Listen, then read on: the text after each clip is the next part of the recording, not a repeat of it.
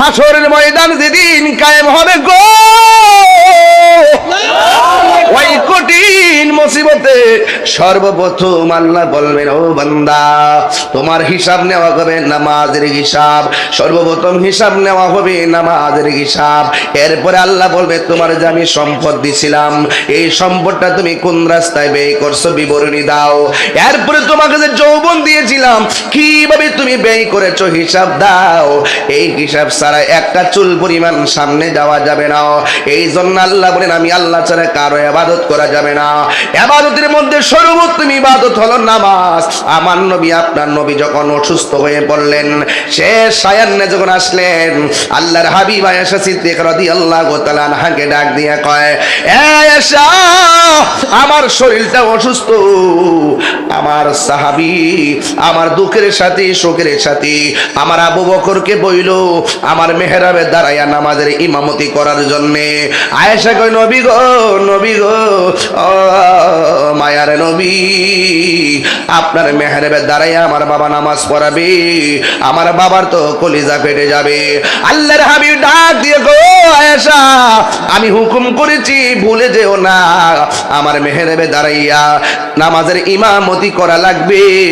হুকুম দিয়েছেন রাহমাতুল লিল আলামিন। জোরে জোরে কি সুবহানাল্লাহ বলা যাবে না? এবার নবী ডাক দিয়ে কই, ও আয়েশা বলে দাও নামাজটা পড়াইবার জন্য আমার নবী রাহমাতুল লিল আলামিনের প্রাণের সাহাবী হযরতে আবু বকর সিদ্দিক রাদিয়াল্লাহু তাআলা আনহু নবীর মেহরাবের মধ্যে গিয়ে দাঁড়ালেন। কিন্তু আমার নবী ওই ঘরের পাশেই তো মেহরাব, আমার নবী যেখানে শায়িত আছেন এই ঘরের মধ্যে কিন্তু আমার নবী থাকতেন। এই ঘরের মধ্যে কিন্তু নবী থাকতেন। এই ঘর থেকে মেহরাবটা মাত্র কয়েক হাতের দূরত্ব রে বাবা, একদম সামনাসামনি দেখা যায়। ওই জায়গার মধ্যে, জায়গাটার নাম হলো মিন রিয়াজিল জান্নাহ। এই জায়গার মধ্যে যাই আমি নামাজ পড়েছি রে বাজান। ও বন্ধু রে, নবী রওজা মুবারকের পাশে যে জায়গাটা, এই জায়গার মধ্যে আমি যাই নামাজ পড়েছি। ইন দি মিন টাইমে ওই জায়গা থেকে রাসূল আল্লাহর হাবিব ঘরের ভিতরে একটা ছোট্ট জানালার পর্দাটা ফাঁক কইরা সিদ্দিক আকবর যখন নামাজের মধ্যে দাঁড়ায় গেল, সিদ্দিক আকবরের পিছনে সবাই যখন লাইন ধরে মুক্তাদি হয়ে গেল, আল্লাহর হাবিব ঘর থেকে কোন রকম ভর কইরা দাঁড়াইয়া জানালাটা ওপেন কইরা আল্লাহর হাবিব ওই জামাতের দিকে তাকাইয়া তাকাইয়া চোখের পানি ফালায়া নবী কান্দেরি। আপনারা জবান খুলে কোন নবী কান্দে চোখের পানি মোবারক ফালাইয়া। আয়েশা ডাক দিয়া কয়, নবী গো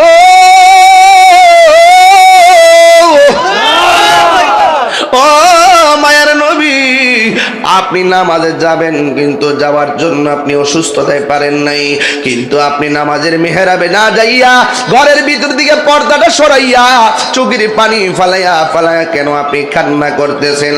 আমার নবী আপনার নবী রাহমাতুল লিল আলামিন ডাক দিয়ে কয়, আয়েশা রে, এই কান্না দুঃখের কান্না নয়, এই কান্না হলো আমার আনন্দের কান্না। দেখবেন শায়েস্তাগঞ্জের কেউ যখন গোল্ডেন প্লাস পায়, মা মেয়েটারে জড়াইয়া ধইরা মাও কান্দে মেয়েও কান্দে। এই কান্না কি দুঃখের কান্না নাকি আনন্দের কান্না? এই আনন্দে চোখের মধ্যে পানি আসে। আমার নবী ডাক দিয়ে কয়, আয়েশা রে, আয়েশা রে, ও আয়েশা, এই চোখের পানি আমার কষ্টের পানি নয়, এই কান্নার পানিগুলো আমার আনন্দের কান্না। নবীকে ডাক দিয়ে কই, নবী গো কেন আপনি কান্দেন ব্যাখ্যা করেন। আমার নবী ডাক দিয়ে কয়, আয়েশা আমার কাছে আসো। এবার নবীর কাছ মোবারকে আসলেন। আয়েশা নবী পর্দাটা সরাইয়া দেখো তো ওরা কেমন ভাবে নামাজে দাঁড়ায় গেছে। আমার আবু বকর ইমামতির মেহরাবে দাঁড়ায় গেছে, আর আমার আবু বকরের পিছনে সবাই একটাদায় দাঁড়ায় গেছে। আমি নবী সার্থক, আল্লাহর দ্বীনের দাওয়াত আমি পরিপূর্ণ করতে পেরেছি। আমি নবী চলে গেলেও কিয়ামত পর্যন্ত এভাবেই মসজিদের মেহরাব ইমাম সাহেবেরা পাহারা দিয়া রাখবে। দেখছেন না, ইমামের বেতন হলো 4000। কত? কয় হাজার? এরপর নামাজটা পড়ায় ইচ্ছা করলে ইমামটা সিনজি চালাইলে 30,000 টাকা রুজি করতে পারতো। এরপরে মেহরাবের মধ্যে দাঁড়িয়ে নামাজ পড়ায়। এই জন্য কোন ইমাম সাহেব টাকার জন্য ইমামতি করে না রে, শুধুমাত্র মেহরাবের পাহারা দেওয়ার জন্য ইমামতি করে।